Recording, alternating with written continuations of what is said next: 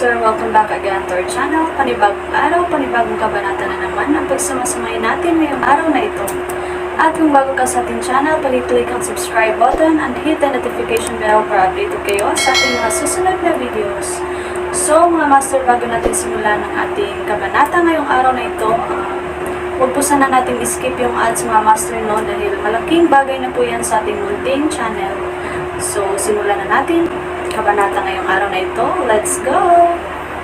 Kabanata 671 hanggang 700. Kabanata 671 mga bisita mula sa Asher Mountain sa Lungguhit 1. Saan? Naningkit ang mga mata ni Julius Reed habang matamang nakatitig sa pilak na karayom sa kamay ni Elwood Thornycroft. Ang prutas, ang lugaw para sa almusal, at ang gatas sa gabi. Matapos sabihin ito, binalot ni Elwood Thornycroft ang pilak na karayom sa papel, at itinapon ito sa basurahan. Kung hindi ako aalis, dead end lang ako. Tapos naglakas loob ka pa ring makita ako. Bahagyang tumawa si Julius Reed, hindi ka ba natatakot na patayin kita? Tuldok, umiling si Elwood Thornycroft, hindi mo ako papatayin. Bakit? Medyo na-curious si Julius Reed nang marinig ang sagot na ito. Ang mga pagkain, maging ang mga prutas, lahat ay inayos ko para ipadala sa iyo. Bakit ka pa nagtitiwala sa akin? Kung ang pilak na karayom ay nasubak na positibo para sa lason, kung gayon ang bagay na ito ay tiyak na nauugnay sa kanya. Si Elwood Thornycroft ay halos hindi nakatakas, ngunit aktibo niyang hinanap siya muli. Ang taong gustong saktan ako ay hindi maaaring ikaw. Tiningnan siya ni Elwood Thornycroft at ipinagpatuloy ang pag-inom ng kanyang kape. Kung gusto mo talaga akong patayin, nagawa mo na sana ngayon. Bakit pa ganoon katagal? Ikaw ay isang taong hindi gagawa ng dalawang hakbang kapag gagawin ng isa. Totoo naman talaga, tumanggaw si Julius Reed bilang pagsang-ayon. Kung talagang gusto niyang pumatay, gagawin niya iyon pabalik nang makuha niya ang kanyang mga kamay sa hairpan. Bakit maghihintay hanggang ngayon? Sa palagay ko, ito ay dapat na mga tao ni Fabian Percival. Napabuntong hininga si Elwood Thornycroft, na nakatingin sa labas ng bintana. Hindi gugustuhin ni Ivan Reed na patayin ako, umaasa pa rin siyang buksan ang bibig ko para malaman ang sikretong iyon. Para naman kay Aaron Jackson, hindi siya nang ahas na suwayan ka. Nakikita mo ng malinaw ang mga bagay. Huminto si Julius Reed, pagkatapos ay nagsabi, kailangan kong tanggapin ang ilang pananagutan para sa bagay na ito. Pagkabalik ko, ipapasiyasat kong maigi si Aaron Jackson para malaman kung sino ang naglason dito. Maya-maya, may lumapit na waiter na may dalang 2 tasa ng kape. Sir, Miss, ang kape mo. Sabi niya sabay ngiti. Wala kaming inutusan. Tumingin si Elwood Thornycroft sa waiter, nagkamali ka. Imposible. Tumingin ang waiter kay Elwood Thornycroft, may resibo ako dito, para sa table na ito. Pagkasabi nito, ay nalalayan niya ang tray gamit ang isang kamay at inabot ang resibo gamit ang isa.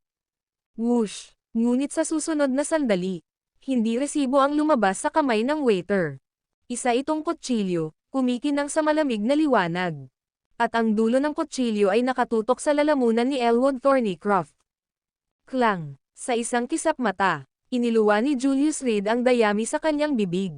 Ang dayami, na may malakas na puwersa, ay natamba ang kutsilyo sa lupa. Si Elwood Thornycroft ay nanambalik din sa kanyang katinoan at mabilis na kinuha ang kutsilyo mula sa lupa, tinusok ito sa palad ng waiter. Mag-ingay ka, at parang patay ka na.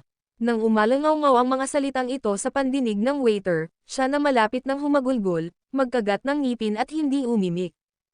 Ilipat ka, at mamamatay ka rin. Sabi ulit ni Julius Reed. Tinusok ng kutsilyo ang palad ng waiter at tumagos sa makapal na kahoy na mesa sa ibaba. Sino ang nagpadala sa iyo? Tanong ni Elwood Thornycroft. Habang nagtatanong ay naglabas siya ng maliit na kutsilyo sa kanyang baywang at marahang inilagay sa leeg ng waiter. Napakatalas ng talam, at agad na nag-iwan ng marka sa lalamunan ng lalaki. Ito ay Mr. Thornycroft. Mr. Thornycroft. Nanginginig ang waiter na takot at pinagpapawisan habang nagsasalita. Babalik ako. Matapos marinig ang mga salita ng waiter, tumalikod si Elwood Thornycroft at ngumiti kay Julius Reed, huwag mo akong hikayatin, alam mong walang saysay ito. Dahil nakapagdesisyon ka na, hindi ko nasusubukan na kumbansihin ka. Tumayo si Julius Reed at nag-iwan ng 100 yuan sa mesa. Kape ngayon, it's my treat. Salamat. Isang tinig ng pasasalamat ang nagmula sa kanyang likuran. Hindi mo akalain na pipiliin mo pa rin ang landas na ito. Kung kailangan mo ng tulong, maaari mo akong hanapin. Matapos sabihin ang mga salitang ito, si Julius Reed, mga kamay sa bulsa, ay naglakad ng mahabang hakbang. Ako ay isang tao na may limitadong paningin, hindi ko masyadong mahawakan ito. Malakas na sumigaw si Elwood Thornycroft, at habang ginagawa niya, nagsimulang tumulo ang mga luha. Kaya, mabubura ko lang ang mga alaalang iyon. Miss, pwede bang? Thud. Hinugot ni Elwood Thornycroft ang kutsilyong nakaipit sa palad ng waiter at marahas itong itinutok sa kanyang lalamunan. Pagkatapos, parang tinutulungan ang isang lasing na kaibigan. Marahan niyang idiniin ang napkin sa sugat at inalalayan ang waiter sa pag-alis nila. Nang makabalik na siya sa sasakyan, inipon niya ang kanyang emosyon at kinuha ang kanyang telepono para tawagan si Fabian Percival. Ilang sandali pa, nag-connect ang tawag. Nagtagumpay ka ba? Isang nakakabinging boses ang nagmula sa loob. Ama. Isang bakas ng pait ang sumilay sa mukha ni Elwood Thornycroft. Elwood. Nang marinig ang boses, tila nabigla si Fabian Percival. Oo, banihag ako ni Julius Reed, pero ngayon nakatakas na ako. Agad na naging kagalakan ang ekspresyon ni Elwood Thornycroft. Pare, babalik ako ngayon. Isasama mo pa ba ako? Gagawin ko. Huminga ng malalim si Fabian Percival at nakangiting sinabi, Vito, nag-alala ang tatay mo sa iyo. Ngayong dumating na ang pamilya Roosevelt mula sa Amerika sa Gonzales City, hindi na kami natatakot kay Ivan Reed. Salamat, Ama, pupunta ako dyan. Ibinaba ni Elwood Thornycroft ang telepono ng may malamig na mukha. Fabian Percival, salamat sa iyong mga taon ng pag-aalaga. Kasabay nito, itinaas niya ang pedal ng gas at mabilis na tumakbo patungo sa Five Lakes Clubhouse. Kuwait. Samantala, sa Northern Restaurant, banal na mensahero, karapat-dapat akong mamatay. Lumuhad si Roosevelt Child sa lupa, nanginginig sa takot. Nataman niya ang banal na mensahero. Iyon ay isang malaking paglabag. Isang hindi mapapatawad na krimen. Sa Thunder Peak Hall, ang gayong pagsuwi ay mapaparusahan ng dismemberment. Biglaan ang mga pangyayari ngayon, wala kang kasalanan. Nakatalikod si J. King sa kwarto, nakatingin sa walang hangganang dagat sa bintana, napakalmado ng kanyang ekspresyon. May nakabalot na bilog ng gold sa kanang kamay niya na may bakas ng dugo. Kasalanan ko kung hindi kita naprotektahan, banal na mensahero. Paano nang ahas na tumayo si Chopper? Hindi alintana. Ngayon, sa totoo lang, sinampal niya si J. King sa mukha. Napakalakas. Kung kailangan ko ang iyong proteksyon, mas magiging inutil ako. Lumingon si J. King at dahan-daang tinulungan si Chopper na tumayo mula sa lupa. Darating ang ating mga tao ngayong gabi. Ito ba ang Shadow Warrior na ipinadala ni Lola? Napuno ng pagtataka ang mga mata ni Chopper. Hanggat kumilos ang Thunder Peak Hall, napahamak si Julius Reed. Kung tutuusin, nasa silangan tayo ng China. Hindi kikilos ang Thunder Peak Hall maliban kung talagang kinakailangan, malamig na sabi ni J. King. Ngunit humingi na ako ng tulong kay Lola, at bukas ang mga tao ng Thunder Peak Hall. Tapos ngayong gabi, medyo natarante si Chopper, nahahati ba sila sa dalawang team? Ngayong gabi, gumasto si Lola ng malaking halaga para kumuha ng Shadow Warrior. Bahagyang bamantong hininga si J. King, hindi lamang magkakaroon ng nangungunang Shadow Warriors mula sa buong mundo, ngunit magkakaroon din ng mga tao mula sa Asher Mountain. Bundok Asher. Nang marinig ang pangalang ito, hindi napigilan ng isang ngiti ang kumalat sa mukha ni Chopper, ang Asher Mountain ay mabangis at palaban. Alam talaga ni Lola kung paano laruin ang kanyang mga baraha para makasali ang mga tao mula sa Asher Mountain. Ngayon, si Julius Reed ay tiyak na hindi mamamatay ng buong buo. Eksakto. Tumanggaw si J. King na lubos na sumang-ayon sa sinabi ni Chopper. Lahat ng tao sa Asher Mountain ay gustong lumaban, malaki ang ibinayad ni Lola sa pagkakataong ito para iligtas ang mga tao mula sa Asher Mountain. Julius Reed, sa tingin mo kaya mong lumaban? Well, gusto kong makita kung ano ka sa harap ng mga puwersa ng Asher Mountain. Basag. Sinuntok ni J. King. Nabasag agad ang dressing mirror sa harap niya. Ang video na ito ay edited by Urban Storytelling. Kabanata 672 Magiliw at mapagbigay Nelson sa lungguhit isa. Sa ilalim ng balabal ng gabi. Sa West Harbor Wharf ng Gonzales City. Kalahating oras nang naghihintay si Chopper dito. Pagkatapos lamang na dahan-daang huminto ang isang pampasaherong barko ay inihagis niya ang upos ng sigarilyo sa kanyang kamay sa lupa nang hindi man lang ito nadurog, at nagmamadaling pumunta sa barko. Una, isang grupo ng mga tao ang bumaba sa barko, at pagkatapos nilang makaalis, isang kalbong lalaki ang dahan-daang umalis. Tuldok-tuldok-tuldok, Mr. Brazen. Nagmamadaling lumapit si Chopper at inabot ang kamay para makipagkamay sa kalbong lalaki. Lahat ay nasa loob, mayroong 5 sa kanila, lahat ay may kasanayang mga kamay. Tinapik ni Brazen Beaumont ang balikat ni Chopper. It took me a lot of effort to buy their boat tickets. You don't know, these old guys are really peculiar. Naiintindihan ko. Nakangiting sabi ni Chopper. Mr. Brazen, nahirapan ka. Wala lang. Bumantong hininga si Brazen Beaumont, itinuro ang barko. Kung hindi ako pinagbawalan ni Lola na kumilos, kakailanganin ko ba sila? Talaga, kung gumawa ka ng isang hakbang, hindi ba ito ay isang labis na trabaho? Nambobola siya ni Chopper. Ibinigay ko na ang mga tao sa iyo, babalik ako ngayon para magulat. Tinapik ni Brazen Beaumont ang kanyang balikat, magkita-kita tayo sa Amerikas.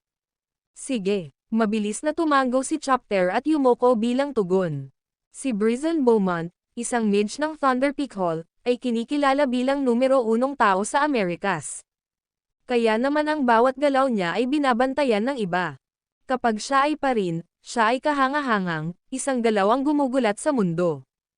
Ang pagpapakilos ng isang strand ay maaaring makaapekto sa buong sitwasyon. Kung gagawa siya ng hakbang, lalabas ang mga makapangyarihang individual.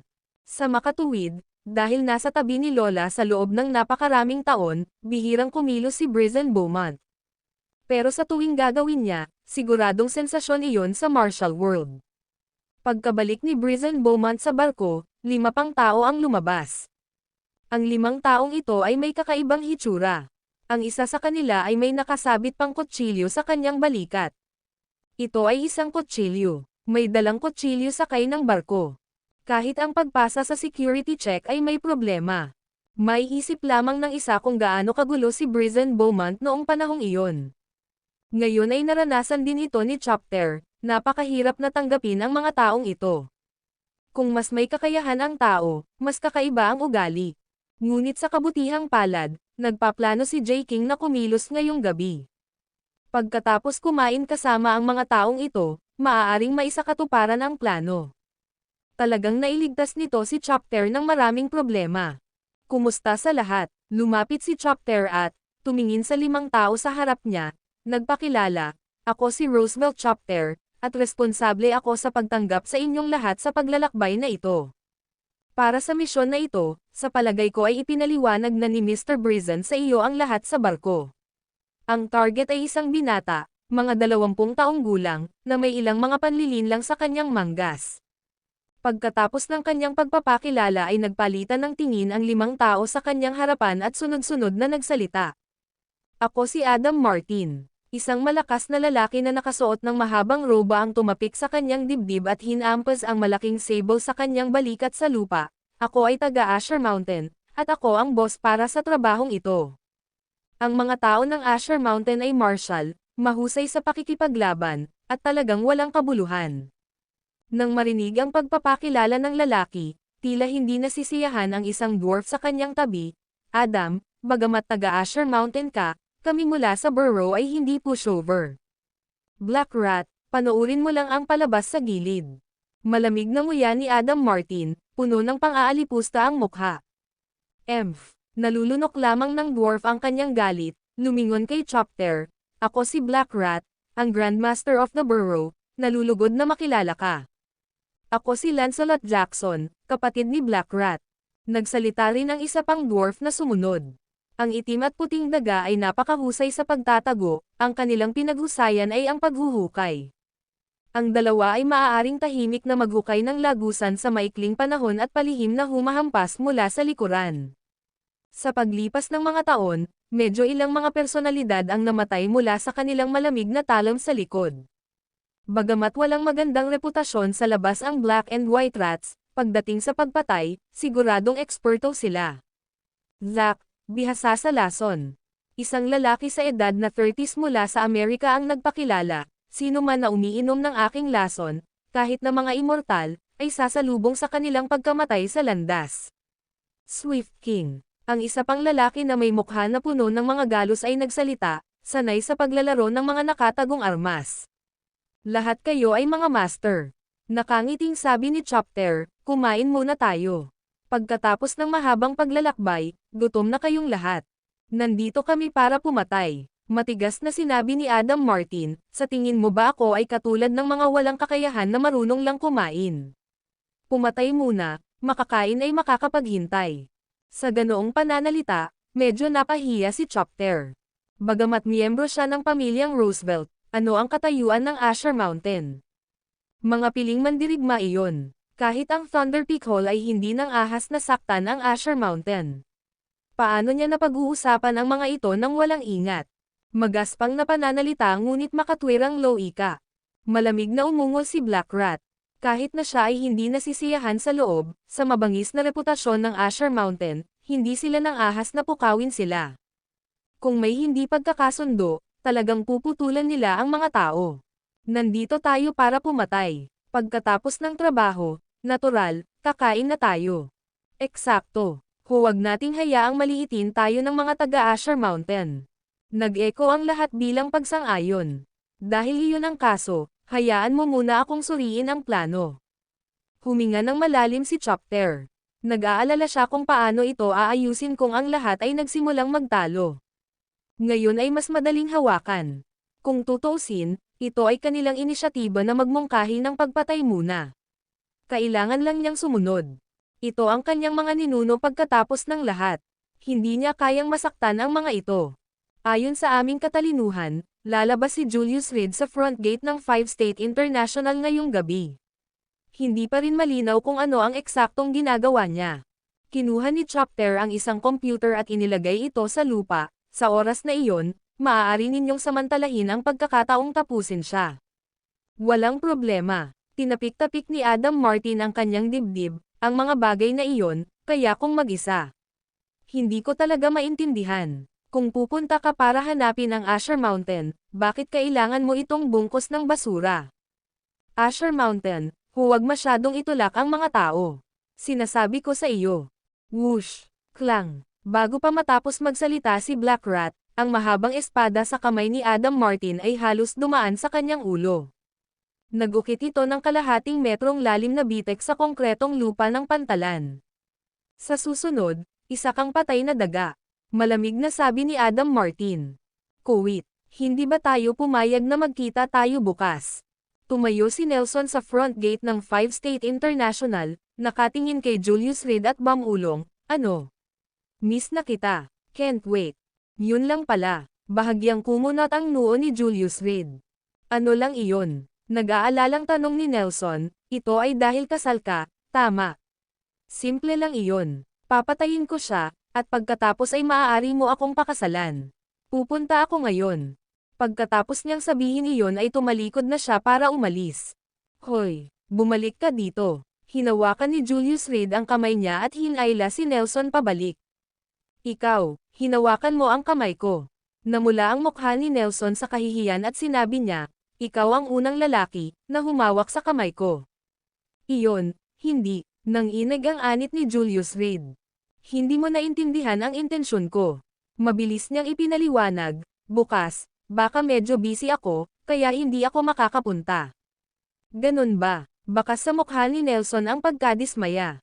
Pero ayos lang, Kuya Julius. Ang kailangan mo lang gawin ay sabihin sa akin. Nakagat ang kanyang labi, ang kanyang mga kamay ay kinakalikot ang kanyang sportswear jacket, tumayo siya roon, bahagyang pinaikot ang kanyang katawan, ako ay isang mabuting babae, maamo at maayos, hindi ang hindi makatwirang uri. Mag-ingat ka. Noon lang, Biglang tumangala si Julius Reed at niyakap siya sa kanyang mga bisig. Klang! Muntik nang matamaan ng kupido ang katawan nilang dalawa at tumama sa pader sa likuran nila. Dam! Matapang napatayin ang lalaki ko. Swish! Isang mahabang espada ang lumitaw sa kamay ni Nelson sa ilang sandali. Kinusat-kusot niya ang kanyang mga mata at sinabi sa nakakuyom na ngipin, "Maghintay ka rito. Papatayin ko ang buong pamilya niya. P.S. Lahat, mangyaring suportahan ako. Pwede mo na akong pag-alitan. Kaya mo akong suportahan. Haha, kahit anong mangyari, lahat ay welcome na mag-iwan ng mensahe. Salamat sa iyong suporta. Kapag may oras ako, babasahin ko ang bawat komento. Salamat sa iyong pag-unawa at pagpaparaya, pati na rin sa iyong suporta at pagpuna. Ang pagpupulong ay kapalaran. Kapag ang lahat ng mga barko ay lumayag na, at lumingon ako sa likod, nakikita ko pa rin ang aking kabataan." Ang video na ito ay edited by Urban Storytelling. Kabanata 673, isa pang assassination attempt sa Lungguhit Isa. Huwag maging impulsive. Gusto siyang pigilan ni Julius Reed, ngunit nawala na si Nelson sa tabi niya. Ang babaeng ito, umiling siya nang walang magawa. Pero maya-maya lang, may nagmula sa likod niya.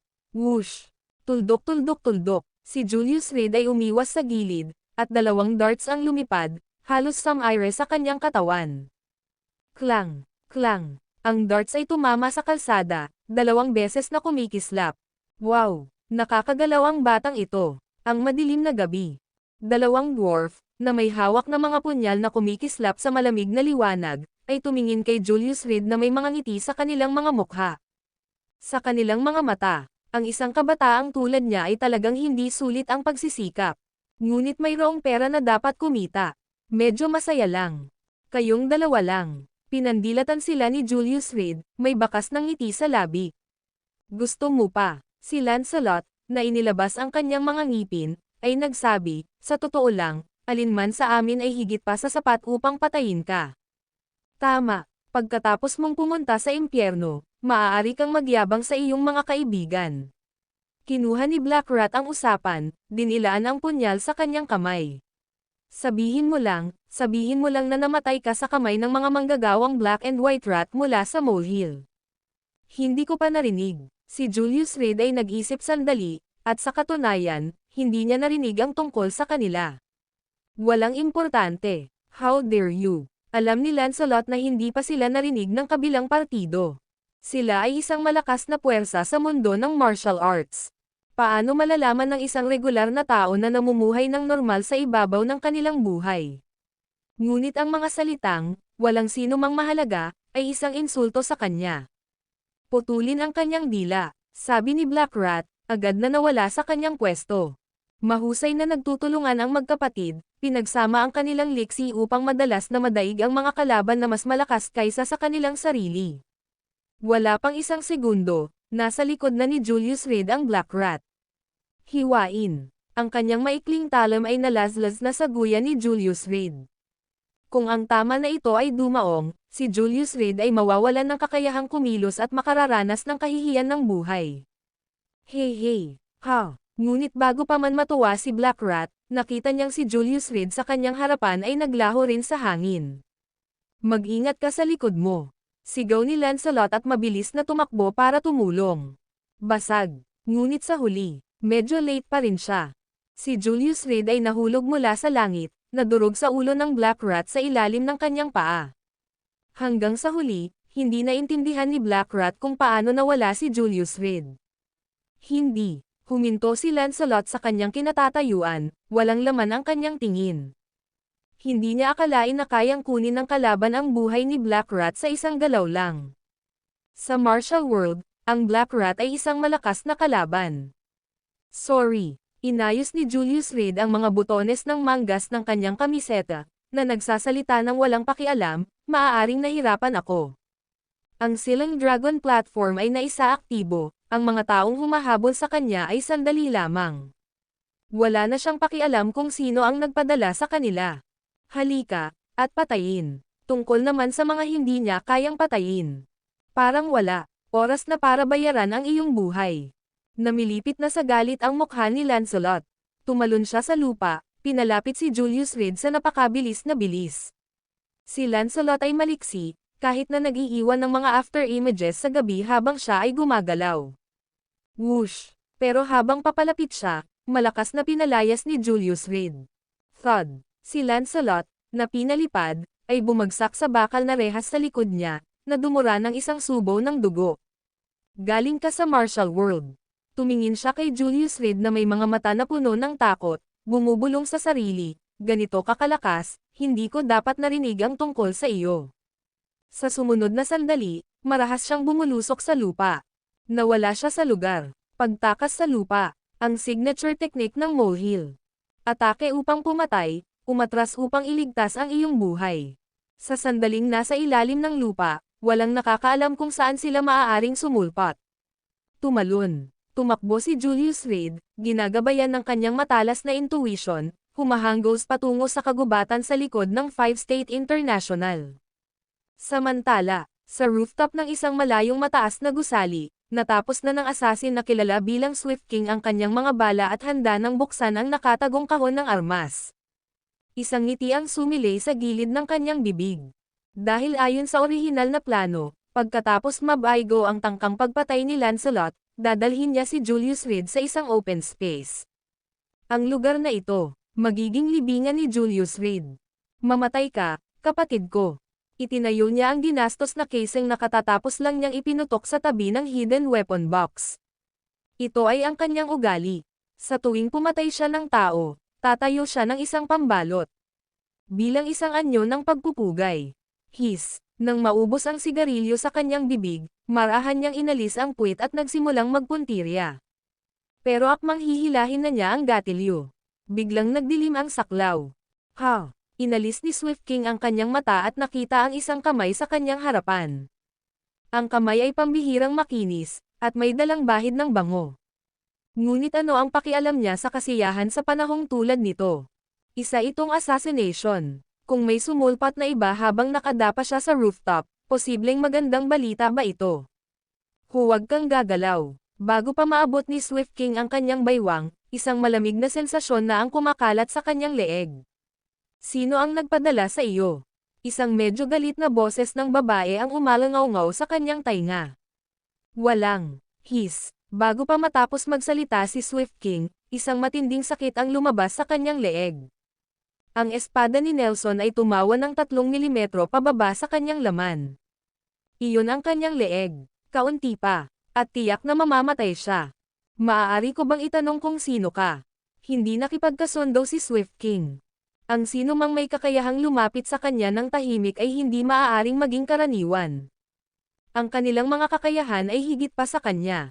Pero, ito ang Gonzales City. Siya ay dumating upang pumatay ng isang batang lalaki at aktwal na nakatagpo ng isang kakila-kilabot na kalaban. Tinatanong ko sa huling pagkakataon, sino ang nagpadala sa iyo dito? Parang naubos na ang pasensya ni Nelson. Brazen Beaumont, Master Beaumont. Hindi naglakas loob na gumalaw si Swift King, ngunit naramdaman na niya ang paglabas ng dugo sa kanyang katawan. Binanggit niya ang pangalan ni Brazen Beaumont, umaasang mas magiging maingat ang ibang tao sa kanilang mga kilos. Pagkatapos ng lahat, ang reputasyon ni Brazen Beaumont ay kilala sa lahat sa Amerika. Kahit sa loob ng martial world, parang presensya ng isang supreme overlord. Sino ang maglalakas loob na hawakan ang lalaki ni Brazen Beaumont? Brazen Beaumont. Mahigpit na nagsalubong ang mga kilay ni Nelson. Oo, Thunder Peak Hall, Brazen Beaumont. Kumikislap sa tuwa ang mga mata ni Swift King. Sa totoo lang, mabisa ang pangalang Brazen Beaumont. Nag-aalangan ang tao. Sa tingin ko, baka may hindi pagkakaunawaan. Hinampos ni Swift King habang mainit ang plancha. Kung maaari lang niyang ipaliwanag ang hindi pagkakaunawaan, kasama ang reputasyon ni Brazen Beaumont, sigurado siyang maililigtas niya ang kanyang buhay. Hindi mo ba naintindihan ang sinabi ko? Dahan daw ang idiniin ang espada ni Nelson. At nanlaki ang mata ni Swift King. Hinugot niya ang kanyang huling hindi makapaniwalang hininga. Bago mamatay, parang narinig niya ang isang pangungusap. Brazen Beaumont, maglakas loob kang hawakan ang aking lalaki. Sisiguraduhin kong walang matitira kahit isang kaluluwa sa iyong Thunder Peak Hall.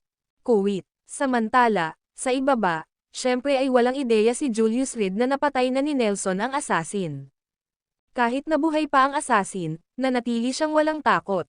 Boom! Sa wakas, matapos humabol ng 500 metro, tinadyakan niya ang paa niya pababa.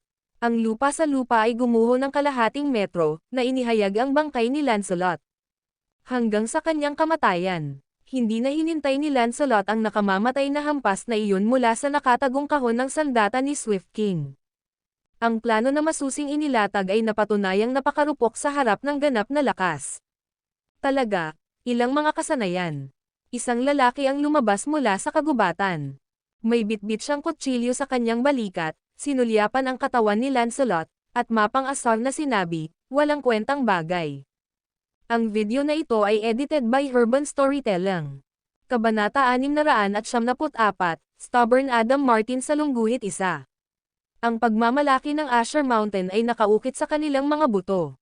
Ang kanilang katanyagan sa pagiging palaaway ay hindi isang label na sinampal ng mga tagalabas.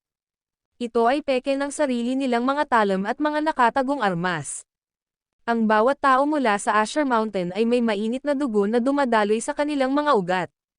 Lahat sila may pride. 100 taon ng martial ardor, ang kanilang reputasyon lamang ay sapat na upang takutin ang ilang maliliit na kriminal. Tuldok. Ikaw ba ang huli? Pinapanood si Adam Martin na may hawak na longsword, lumingon si Julius Reed. Parang walang ibang tao. Anong ibig mong sabihin? Bahagyang nagsalubong ang kilay ni Adam Martin. Kung may iba ka, puntahan mo ako.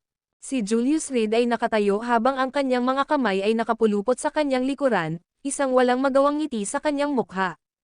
Iniinsulto mo ba ako? Bahagyang nanginig ang kamay na may hawak sa longsword ni Adam Martin. Nangangailangan ba ng tulong ang mga taga-Asher Mountain? O sa halip, sino ang magiging napakapangahas na maniniwalang nalampasan nila ang lakas ng Asher Mountain? Insultuhan ka. Hindi maintindihan ni Julius Reed ang ibig niyang sabihin. Paano kita na-insulto? Para patayin ka, ako lang sapat na. Tinuro ni Adam Martin si Julius Reed, sabi mo may tao sa likod ko, insulto ako. Oh, casual na tugon ni Julius Reed at ikan-away ang kanyang kamay, dahil huli ka na, halika na. May iba pa akong gagawin, kailangan kong umuwi pagkatapos kitang tapusin. Damn it. Nagmura si Adam Martin, bihira sa kanya. Nakita siya ng mga ordinaryong tao at agad silang luluhod at tatawagan siyang, Sir. Ngunit ngayon, isang kabataan, isang hindi kilalang tao. Naglakas loob na magpakita ng ganitong paghamak sa kanya. Si Julius Reed ba ang tawag sa iyo? Kinumpirma niya sa huling pagkakataon. Mahalaga ba ito? Ang isang patay na tao ay hindi karapat-dapat na malaman ang aking pangalan. Dahan-daang iginalaw ni Julius Reed ang kanyang mga paa, handang kumilos at alisin sa sarili ang istorbong ito. Ako lang. Halos maalikabok na ang ngipin ni Adam Martin, hindi lang ako pumapatay ng tao. Whoosh! Sa kalagitnaan ng pagsasalita, lumingon siya at humarap kay Julius Reed. Mabangis niyang ibinaba ang longsword. Swish! Si Julius Reed ay tumabi, at ang kanyang kanang kamay ay nag-form ng kamao, na diretsyong hamampos sa talam. Bang! Bang! Bang! Napaatras si Adam Martin, inilagay ang longsword ng malalim sa lupa. Mabuti, gusto ko iyon. Isang siklab ang sumilay sa kanyang mga mata. Ang palaaway ay pinakanasarap sa pagharap sa isang kalaban. Isang malakas na kalaban. Kung mas malakas ang kalaban, mas nasasabik sila. Kahit na ang ibig sabihin nito ay kamatayan sa labanan. Ang mga tao ng Asher Mountain ay hindi atras kahit kalahating hakbang. Napakalakas mo rin. Bahagyang nakipagkamay si Julius Reed. Medyo masakit. Ang lalaking ito ay hindi simple. At least, mas mabigat siya kaysa sa mga nauna. Muli, inilabas ni Adam Martin ang kanyang longsword at muling hinampas. Isang kislap ng malamig na liwanag ang kumislap. Klang! Isang longsword ang lumitaw sa gabi, na pinilit na bumalik si Adam Martin. Santo! Santo! Nang makita ang taong namagitan, ang longsword ni Adam Martin ay nahulog sa lupa. Ang santo ng Asher Mountain, ang magiging sect leader. Sa loob ng sekta, ang kanyang katayuan ay pangalawa lamang sa sect leader. Pero, bakit lalabas ang santo dito? Adam Martin, ang lakas ng loob mo. Kumislap ang talon ng espada ni Nelson, diretso sa lalamunan ni Adam Martin. Saintes, hindi ko alam kung anong krimen ang ginawa ko. Napakurap si Adam Martin, pilit na tinatanggap ang katotohanan ito. Masyadong nagkataon diba, para makatagpo ang santo sa Gonzales City. At walang salita, binunot niya ang kanyang espada sa kanya. Habang pinag-iisipan ito ni Adam Martin, parang may kakaiba. Saintes, bakit mo itinutok ang iyong espada sa akin? Tanong niya, medyo may pag-aalinlangan. Sampal. Sinampal siya ni Nelson sa mukha. Magtanong ka ulit. Saintes, bakit mo ako sinaktan? Hindi makapaniwalang tanong ni Adam Martin, hawak ang namamagang mukha. Sa sekta, siya ay isang disipulo na nirerango sa top 10 kung tutuusin. Ngayon ay pinilit na lumuhad sa lupa. At sinampal sa mukha. Nakakasuffocate ang kahihiyan. Sampal. Isang sampal na naman ang binigay ni Nelson. Magtanong ka ulit, Saintes, sa anong karapatan mo sinaktan ang mga tao? Pagbalik natin, tiyak na sasabihin ko kay Master. Sampal. Nagtanong ka na naman. Saintes, talagang hindi ka makatwiran. Ang mga kalamnan ng mukha ni Adam Martin ay hindi napigilan, ang kanyang mga baga ay sesabog na sa galit. Walang pangalawang salita, binugbog siya ng sarili niyang mga kamay. Sampal. Sinampal na naman siya ni Nelson. Namamaga na ang mukha ni Adam Martin.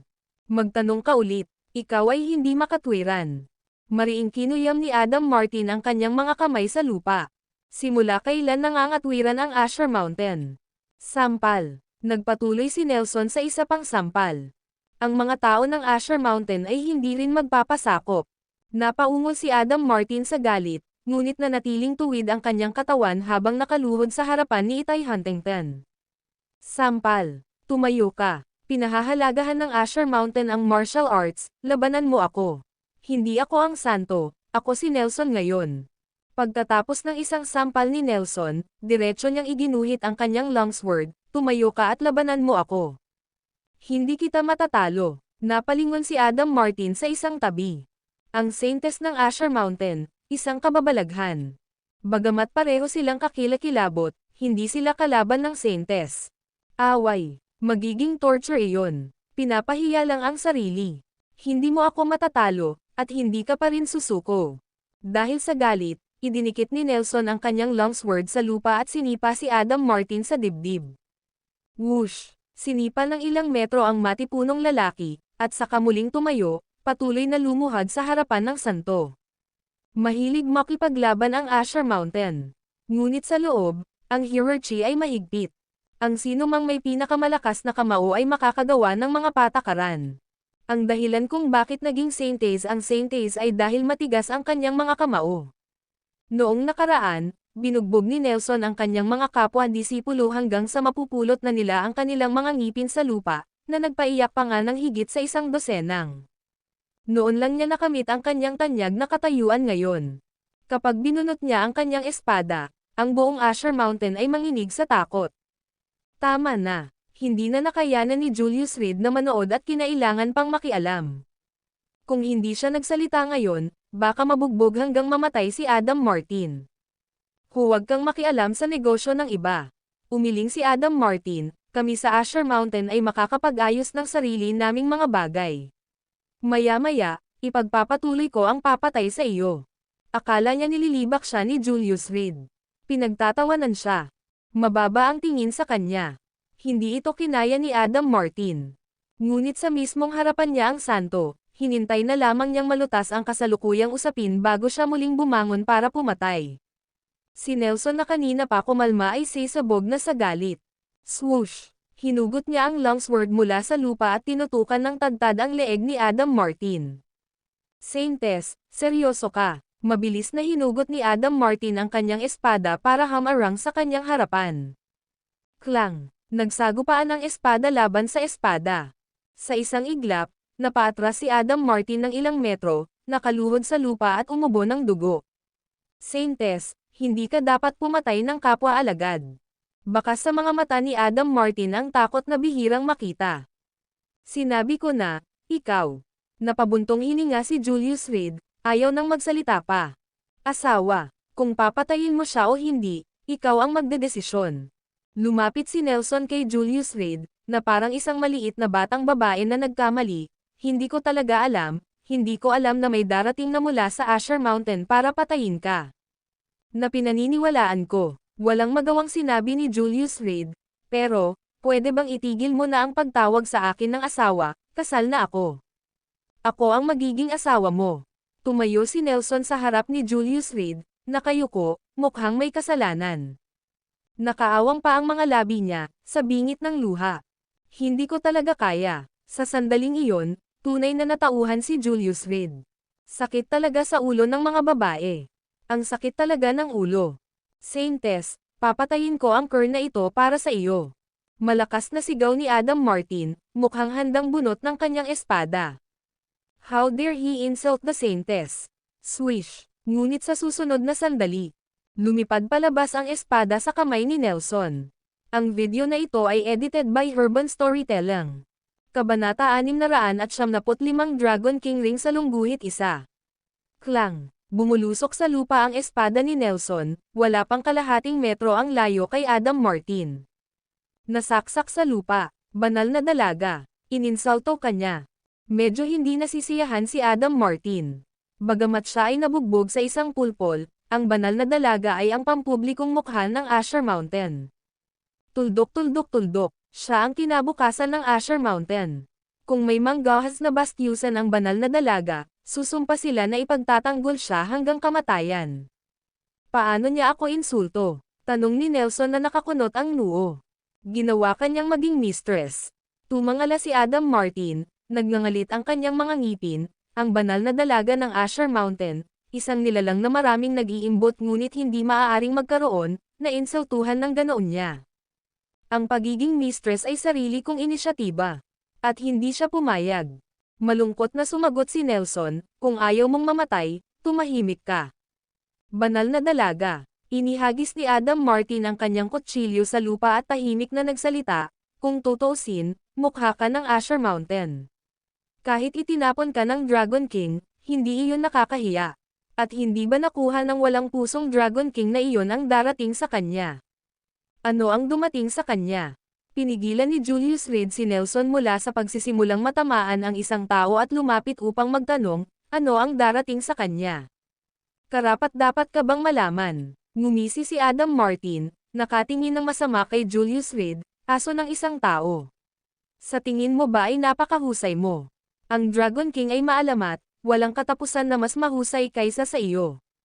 Pagkatapos sabihin mo sa akin ang tungkol dito. Nagpatuloy sa pagtatanong si Julius Reed. Noong araw, ang Dragon King ay pumasok sa Asher Mountain at tinalo ang banal na dalaga sa martial arts tournament. Pagkatapos ay tumanggi siyang managot at umalis. Habang sinasabi niya ito, ang mga mata ni Adam Martin ay napuno ng puot, ang mga lalaki ng Asher Mountain ay nananagway lamang sa kanilang kawalan ng lakas dahil sa hindi pagpatay sa aso ng isang tao. Ngunit nang maglaon, nabalitaan naming namatay siya sa isang bundok na nalalatagan ng nyebe. Upang ipagdiwang, binigyan kami ng master ng dagdag na kalahating buwang halaga ng mga gulay, at ang buong Asher Mountain ay naiilawan bilang pagdiriwang, ang kagalakan ay napakalaki. Habang nagsasalita si Adam Martin, mas nakaramdam siya ng kasiyahan sa loob, walang pinapatawad ang langit. Tumahimik ka, naging berde ang mukha ni Nelson. Noon, natalo siya ni Julius Reed, ngunit hindi niya inaako ang pananagutan, sa katunayan ay nag-igting ang Asher Mountain sa kanilang mga ngipin sa puot. Nang maglaon, nang lumabas ang chismis tungkol sa pagkamatay ng Dragon King, tuwang-tuwa ang mga tao sa Asher Mountain. Pero, kaya lang kung alam ni Julius Reed ang tungkol dito, hindi maganda. Pagkatapos ng lahat, sa hinaharap, ang dalawang sekta ay bubuo ng isang alyansa sa pamamagitan ng kasal. May ganoong affair. Tumaas ang isang kilay ni Julius Reed, tumingin kay Nelson.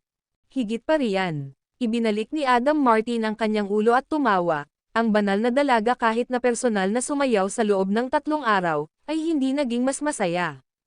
Tumahimik ka. Nakapoise na ang kamao ni Nelson, handang basagin ang mukha ni Adam Martin anumang oras. May ganoong affair. Si Julius Reed ay parang isang taong nakatuklas ng bagong mundo. Asher Mountain, galit na galit sila sa akin. Higit pa riyan. Lalong tuwang-tuwa si Adam Martin habang nagsasalita. Tumahimik ka. Malapit nang mabaliw si Nelson. Ngunit hindi iyon pinansin ni Adam Martin, sumasayaw ang mga kilay nito habang nagsasalita. Hindi mo alam, noong nalasing ang banal na dalaga, nagsulat pa siya ng kaplat at gumastos ng malaking halaga para gumawa ng kabaong, na ipinadala niya sa 10,000 Mountain Alliance. Kapuri-puri iyon, nagpapakita pa rin ng katapatan at debosyon. Sa wakas ay nasiyahan si Julius Reed. Haha, hindi mo alam, ang kabaong na iyon ay puno ng mga paputok, at sa loob ay isang effigy din ng Dragon King. Pagkabukas pa lang ng kabaong, pumutok ang mga paputok, at higit pa rito, isang music box ang nagpatugtog ng kantang Good Days. Tawa ng tawa si Adam Martin na halos malagutan na siya ng hininga, ang mga mukha ng 10,000 Mountain Alliance ay naging kasing berde ng constipation. Nakakatuwa talaga. Noong araw, binubuli ni Julius Reed ang Asher Mountain, na tinuturing siyang mahigpit nilang kaaway. Nang marinig ang bigla ang pagkamatay ng Dragon King, ang mga taong ito ay tuwang-tuwa. Pagkatapos ng lahat, sa loob ng daan-daang taon, ang Dragon King lang ang nangahas na ay bully ang banal na dalaga ng Asher Mountain. At wala silang kapangyarihan na pigilan siya. Tama ka talaga sa dati mong kaibigan. Tumingin si Julius Reed kay Nelson, na malapit ng lumuha. Ako ay lasing, at sa oras na iyon, ito ay talagang nakakainis. Napakamot ng ulo si Nelson, totoong gustong patayin si Adam Martin. Bakit ang dami kong sinabi sa iyo? Hinawakan ni Adam Martin ang kanyang ulo, napagtanto na maaaring masyado siyang nasabi. Adam Martin, alam mo ba kung sino siya? Huminga ng malalim si Nelson, pinipilit na huwag magalit. Pero, mukhang hindi niya kaya. Julius Reed, mula sa Gonzales City. Ang target na gusto kong patayin. Sagot ni Adam Martin. May mali ba? Siya ang Dragon King. Pabilis ng pabilis ang tibok ng puso ni Nelson. Wasak. Nasira lahat ng effort niya.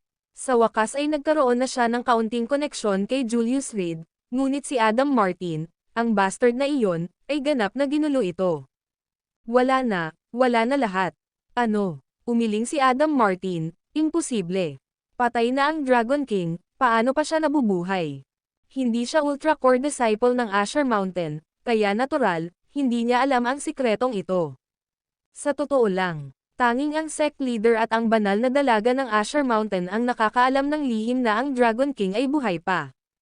Tungkol naman sa iba pang mga disipolo, bagaman malalaman nila ito sa madaling panahon o huli, hindi bababa sa isang buwan mamaya.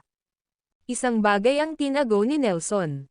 Noong na-activate na ang Silang Dragon Platform, hindi pa ito kumalat sa buong rehiyon.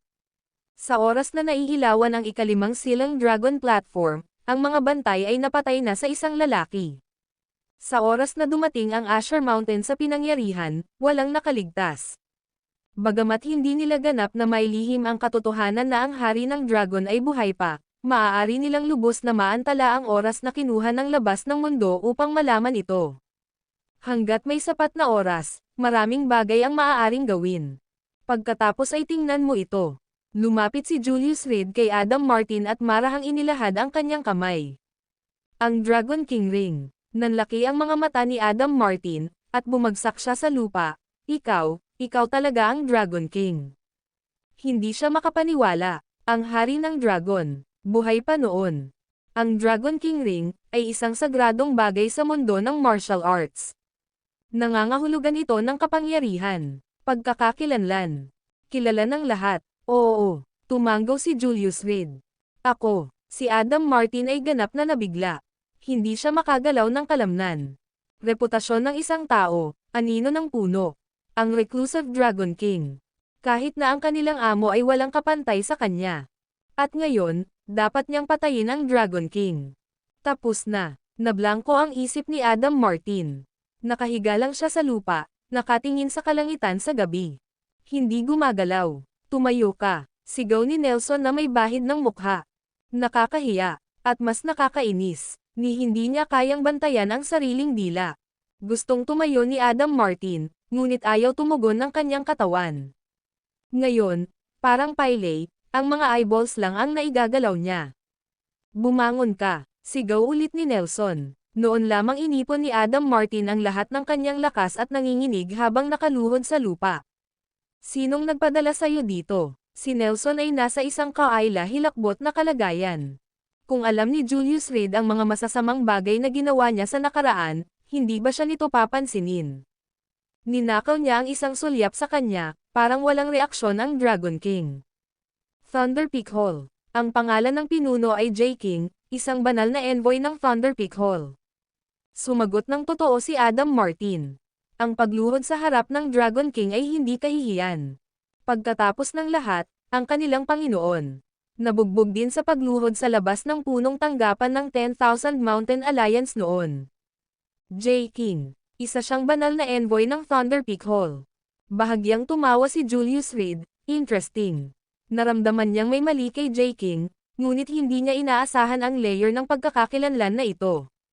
Dahil kilala mo si Nelson, hindi kita papatayin ngayon. Pero kung may susunod pa, papatagan ko ang Asher Mountain, sabi niya sa may awtoridad na tono. Ngayon umalis ka na dito.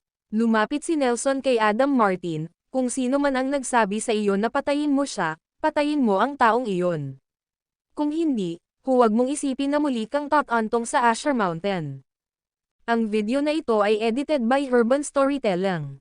Kabanata 676, ang kamatayan ni J. King sa lungguhit isa. Emissary, ang lalaking ipinadala ni Master Beaumont ay pumunta na upang pumatay.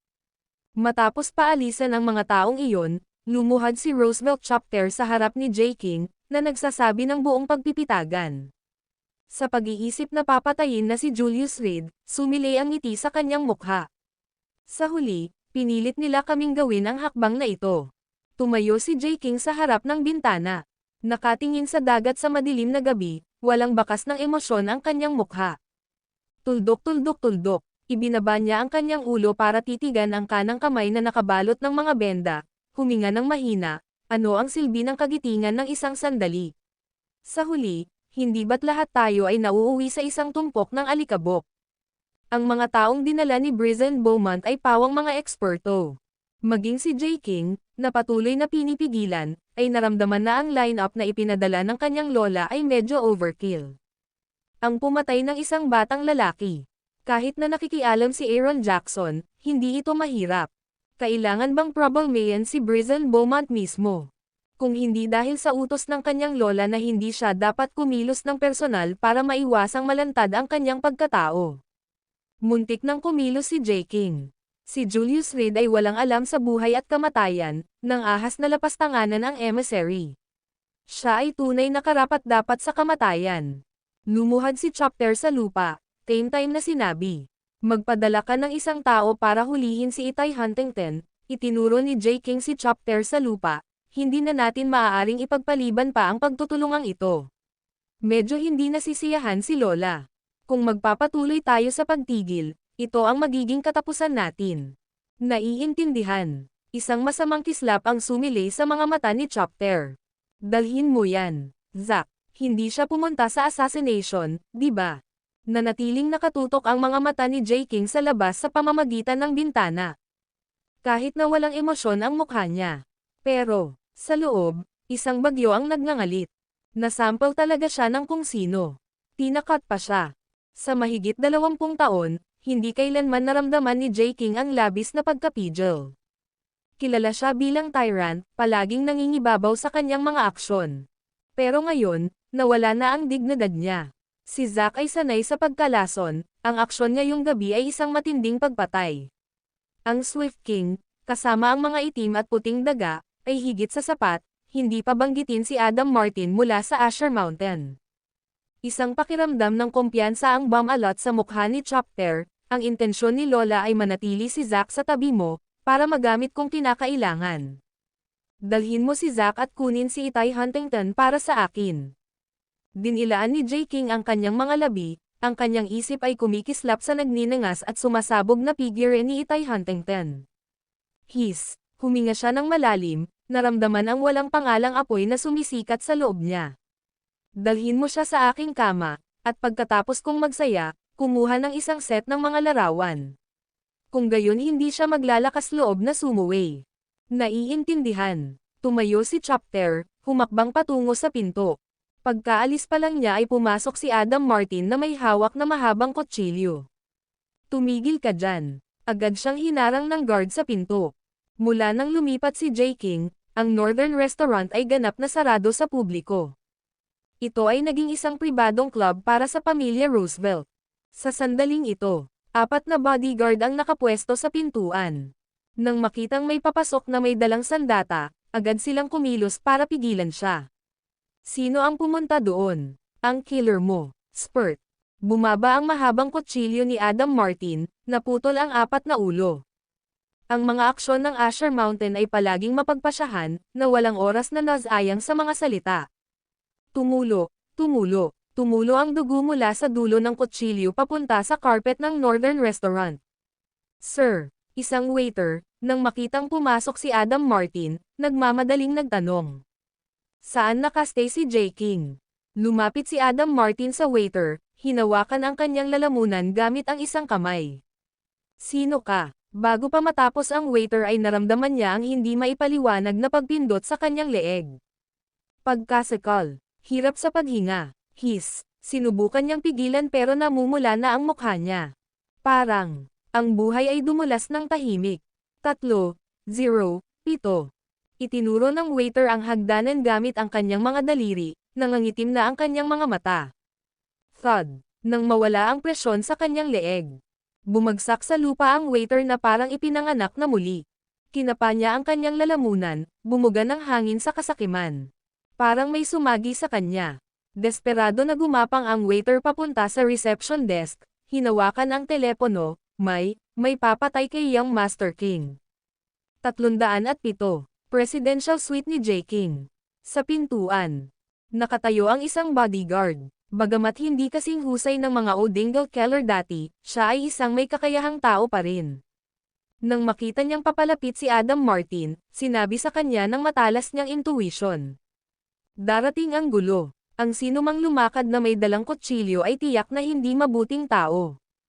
At ang security sa pinto, hindi nila siya pinigilan. Ngunit nang makita niya ang mga mantsa ng dugo sa kutsilyo, naunawaan niya sa kanyang puso. Tumigil ka dyan. Inilabas ng bodyguard ang isang nakatagong kahon ng armas mula sa kanyang baywang, itinutok ito kay Adam Martin. May negosyo ako kay J. King. Malamig na sabi ni Adam Martin, ngunit ang kanyang mga hakbang ay hindi nagpatinag. Bakit walang nagpaalam sa akin? Nagsimulang manikip ang mga ugat ng bodyguard. Nakatulog sila. Panay ang lakad ni Adam Martin papunta sa kanya. Halatang pinatay mo sila. May dugo pa sa kutsilyo. Huminga ng malalim ang bodyguard, handa ng i-trigger ang mekanismo. Kung alam mo na, bakit mo ako pinagsalitaan ng kalokohan? Whoosh! Lumakad pasulong si Adam Martin, inabot ang bodyguard bago niya ma-activate ang device. Hinawakan niya sa leeg ang bodyguard. Sa isang iglap lang. Dahil sa matinding pressure, ibinagsak ng bodyguard ang nakatagong kahon ng sandata sa sahig. Whiz! Bumukas ang pinto. Di ba sabi ko sa'yong kumuha ka ng manghuli kay Itay Huntington, bakit ka bumalik? Nakaharap sa bintana si J. King, nakatalikod sa pinto ng sandaling iyon. Hindi ko nahuli si Itay Huntington, pero nahuli kitang bodyguard. Pumalakpak, binitawan ni Adam Martin ang kamay niya. Bumagsak ang bodyguard sa lupa, hingal na hingal. WHO. Mabangis na umikot si J. King. Kasabay nito, may lumabas na mini hidden weapon box sa kamay niya. Ito ay para sa pagtatanggol sa sarili. Yung papatay sa'yo. Si Adam Martin ay humakbang pasulong, at ang kanyang mahabang kutsilyo ay nalazlaz sa hangin. Basag. Gamulong si J. King sa paggalaw, at nabasag ng mahabang kutsilyo ang bintana. Whiz. Sa kalagitnaan ng hangin, nagpaputok siya ng isang hidden weapon box. Klang! Ang dart ay tumama sa mahabang kutsilyo, na nagpasiklab ng apoy. Whoosh! Mabangis na binawi ni Adam Martin ang kanyang kutsilyo, na inihagis ito mula sa kanyang mga kamay. Klang! Nagbanggaan ang kutsilyo at ang hidden weapon box. Nadulas ang nakatagong kahon ng sandata mula sa mga kamay ni J. King, at gamulong siya pabalik, idiniin ang pader. Sa masikip na kwarto, nagkaharap ang dalawa. Bakit ako papatayin? Duguan ang mga mata ni J. King. Sa unang pagkakataon sa kanyang buhay, naramdaman niya ang banta ng kamatayan. Hindi na kailangan ng dahilan. Bahagyang napangiti ang bibig ni Adam Martin, at sinenyasan niya si J. King gamit ang isang kawit. Ngayon ay pareho tayong walang armas. Halika, mag-away tayo ng totoo. Mabuti. Tinapon ni J. King ang kanyang suit jacket, pinaikot ang kanyang leeg. Sa Amerikas, tinatawag nila akong tyrant. Ngayon gusto kong makita kung ano ang gawa mo. Tumalon. Tumalon ang dalawa, diretsyong nagkita sa kama.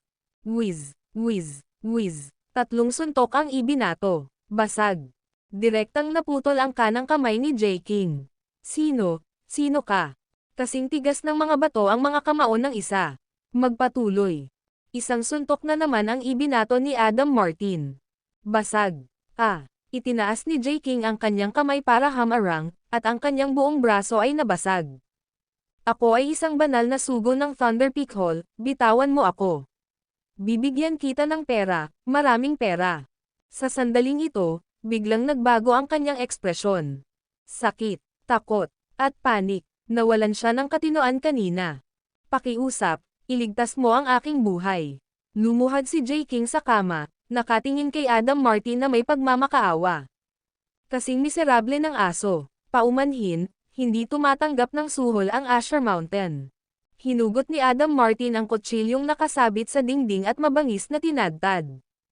Ang video na ito ay edited by Urban Storytelling. Kabanata 677, Itay Huntington sa panganib sa lungguhit isa. Talagang overlord. Umupo si Adam Martin sa gilid ng kama, naglabas ng isang pakete ng sigarilyo mula sa pagkakayakap ni J. King.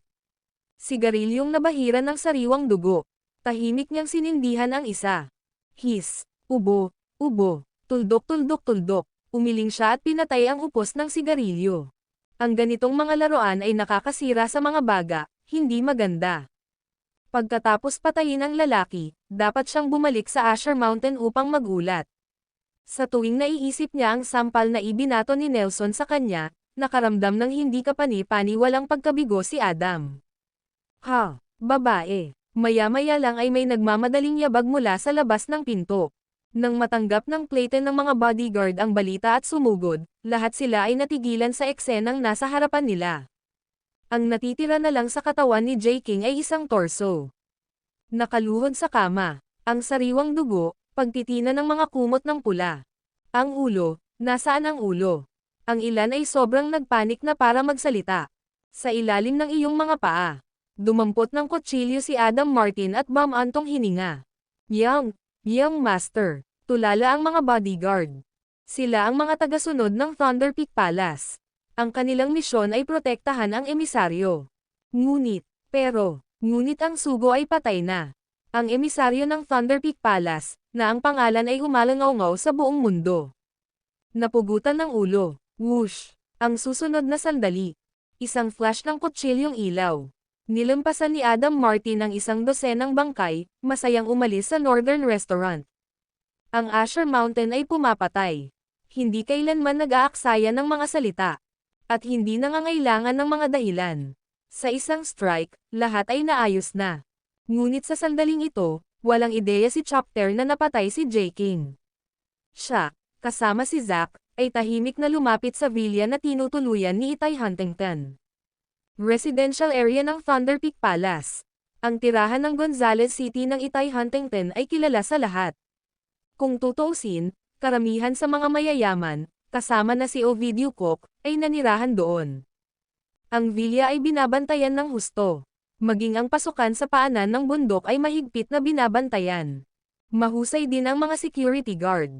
Siyempre, ang mga bayarin sa pamamahala ng ari-arian ay labis-labis.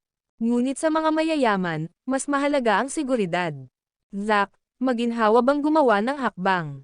Nakatayo mga 200 metro mula sa pangunahing gate ng villa, nagsalita si Chopper at nagtanong. Mula sa malayo, nakikita niya ang mga ilaw na nagniningning sa gate at isang dosenang security guard ang patuloy na nagpapatrolya. Ang buong lugar ay puno ng mga surveillance camera. Ang sinumang kaina-hinalang taong makikita ay magreresulta sa agarang tugon. Walang problema. Inilabas ni Zack ang isang bag ng itim na pulbos mula sa kanyang bulsa, kasama ang isang drone. Bigyan mo ako ng kalahating minuto, at lahat ng mga taong ito ay hihimatayin. Kumpiyansa niyang kinokontrol ang drone, dahan-dahang lumilipad sa itaas ng ulo ng mga gwardya. Hoy, kaninong drone yan? Pinaglalaroan ito sa kalagitnaan ng gabi. May napansin agad na may sira. Mga libangan ng mayayamang tao, sino ba talaga ang makakapagsabi? Hindi ba magtataka kung may palihim silang kinukunan sa kalagitnaan ng gabi? Tumawa ang isa pang guard at umiling. Hindi sila naglakas loob na manghimasok sa mundo ng mga mayayaman. At hindi sila makapag-pry. Dahil ang mga taong ito, pinahahalagahan nila ang kanilang privacy. Bahagyang nanunuya ang iba, walang pakialam. Ngunit lingid sa kanilang kaalaman, isang malaking halaga ng itim na pulbos ang tahimik na bumababa mula sa itaas. Atsu, may bumahing, nakasando sa dingding, bakit medyo nahihilo ako? Haha, nasobrahan ka kagabi, di ba? Sabi ko dahan-dahan ka lang, hoy, nahihilo na rin ako.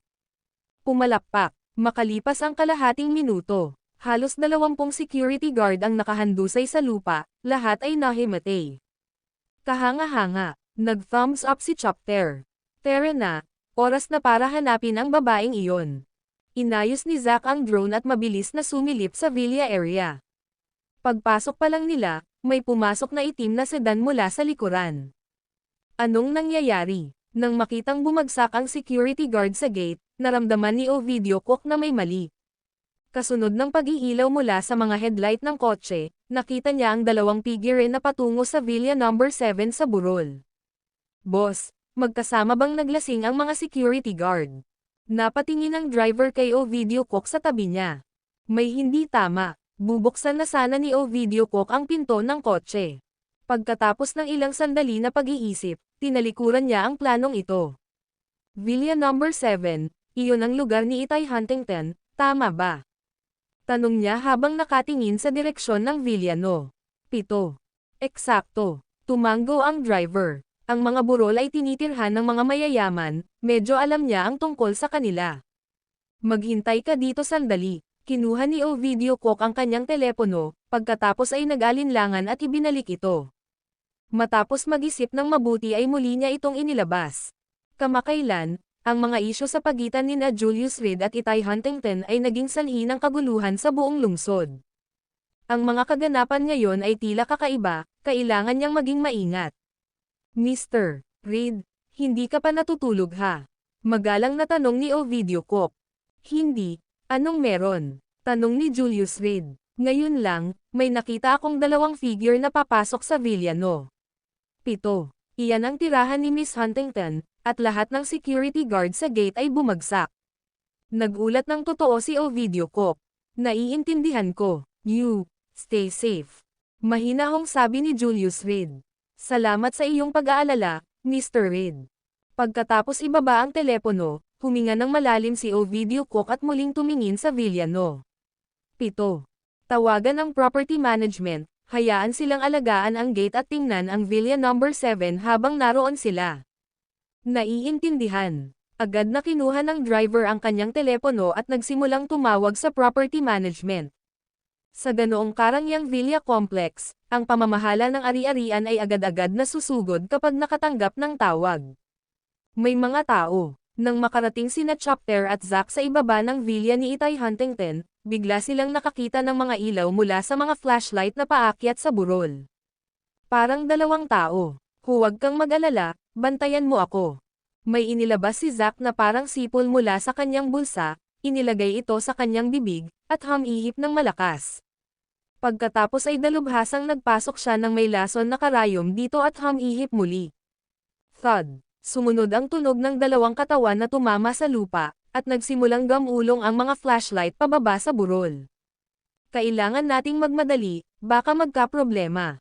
Nagpalitan ng tingin ang dalawa at nagmamadaling tinungo ang villa. Sa labas ng villa, nakatayo ang 4 na bodyguard. Sa loob, may 6 pang tao. Bukod pa rito, si Adam Martin ay palaging natutulog sa sofa sa unang palapag. Ito ang tanging paraan upang marating ang kwarto ni Itay Huntington sa ikatlong palapag. Sinuri ni Zack ang lupain at pumunta sa air vent, dahan-daang hinihipan ang usok ng lason. Makalipas ang 3 minuto, Lahat ng tao sa loob ay nalasan. Hello. Pagkatapos ay matapang silang lumakad. Sino pumunta doon? Bago pa maabot ng bodyguard sa pinto ang kanyang stun baton, 4 na darts na ang nabato. Lahat ng 4 na gwardya ay bumagsak sa pagkakabangga. Nang buksan ng dalawa ang gate ng villa, nanlaki ang mga mata ni Adam Martin nang makita ang dalawang figure sa kanyang harapan. Sino ka? Ang lason ay kakaiba, ang isip ay nanatiling malinaw, ngunit ang katawan ay hindi makontrol. Hindi pinansin si Adam Martin, dumiretso ang dalawa sa ikatlong palapag. Sa pagbukas ng pinto ng kwarto, nakita nila si Itay Huntington na nakasandal sa kama, nakatitig sa kanila ng nanlalaki ang mga mata. Sa sandaling iyon, nakasuot si Itay Huntington ng isang light pink na silk nightgown, sobrang sexy. Ang kanyang kaakit-akit na katawan ay walang alinlangan na ipinakita. Tila katatapos lang niyang maligo, para sa isang mahinang amoy na umaaligid sa kanya. Lagok, napalunok ng laway si Chopter. Gustong-gusto niyang tikman ang kagandahang nasa harapan niya. Pero, ang unang pagkakataon ay nakalaan para kay J-King. Huminga siya ng malalim, sinusubukang pigilan ang primordial force na nasa loob niya. Kung hindi ko sinabi, mag-enjoy ka muna. Napansin ni Zack ang pagnanasa ni Chopter. Ito ay matindi, pero bilisan mo. Humakbang si Chopter, nakatingin sa takot na si Itay Huntington sa kama. Sa huli, hindi siya kumilos. Pag nalaman ni J-King, papatayin niya. Pagkatapos ng paraan ni J-King, si Itay Huntington pa rin ang magiging laruan niya. Wait lang, kasuklam-suklam ka. Nagmura si Itay Huntington sa kawalan ng pag-asa. Hey, namula ang mukha ni Chopter at bumilis ang tibok ng puso niya. Sa lalong madaling panahon, magiging kasangkapan ka na lang. Ang video na ito ay edited by Herban Storytelling. Kabanata 678. Nandito siya sa lungguhit isa. Kahit sa kamatayan. Nasa paghihirap si Itay Huntington. Gusto niyang mamatay. Pero kaya niya. Wala na siyang bakas ng lakas sa katawan niya. Ni hindi niya magawang wakasan ang kanyang buhay. Tuldok. Ang tanging magagawa niya ay magdusa ng kahihiyan. Kawalan ng pag-asa. Nawalan na naman ng pag-asa. Huling beses, naiipit siya sa kotse. Si Julius Reed, na may isang maitim na sandata sa kamay, ay nagligtas sa kanya mula sa mga panganang kamatayan. Ngunit sa pagkakataong ito, baka kasama niya si Keller Radcliffe. Si Itay Huntington ay hindi nasisiyahan. Bakit hindi siya makatagpo ng ganoong lalaki? Huminga siya ng malalim at ipinikit ang kanyang mga mata, walang lakas. Sinubukan niya ang kanyang makakaya upang pigilan ang sinuman na makalusot sa Chopter Villa, ngunit ang King Bells ay nagbabantay pa rin sa ibaba. Ibinigay na niya ang lahat. Kahit na mangyari ulit iyon, natatakot siyang hindi niya ito maiiwasan. Ito ba ang naging kapalaran? Itay Huntington ay ayaw tanggapin ito. Kapalaran. Noon pa man ay nililibak siya nito. Dalhin mo siya. Pumikit si Chopter, bahagyang nanginginig ang mga kamay. Bilang isang anak ng pamilyang Roosevelt, nakipaglaro siya sa hindi mabilang na kababaihan sa mga nakaraang taon. Ngunit ang isang tulad niya, na nagpakulo ng kanyang dugo. Napakabihirang. Whoosh! Sinuntok ni Chopter ang dingding, nagngangalit ang kanyang mga ngipin. Santo. Ang isa ay isang santo. Bakit? Bakit pa niya hahayaang masiyahan sa iba ang isang babae bago siya? Siya ay isang tao ng pamilya Roosevelt. Ang anak ng isang pamilyang mayaman sa mga karibal na bansa ay kailangang yumuko ng napakababa. Isang walang pangalang galit ang nagsimulang tumubo sa loob niya. Miss, sorry, kailangan kitang ihatid. Lumapit si Zack sa higaan ni Itay Huntington at hinayla ang kumot na nakatikip sa kanya. Maging si Zack na kanina lang hindi kumikibo ay tila nawalan ng ulirat sa mga sandaling ito. Ikaw talaga, masyadong maganda. Pagkasabi nun ay yumuko siya. Balak na buhatin si Itay Huntington. Ang mga mata ni Itay Huntington ay nanatiling nakapikit, at ang mga luha ay umaagos na sa kanyang mga pisngi. Hindi niya matanggap, huwag kang gumalaw.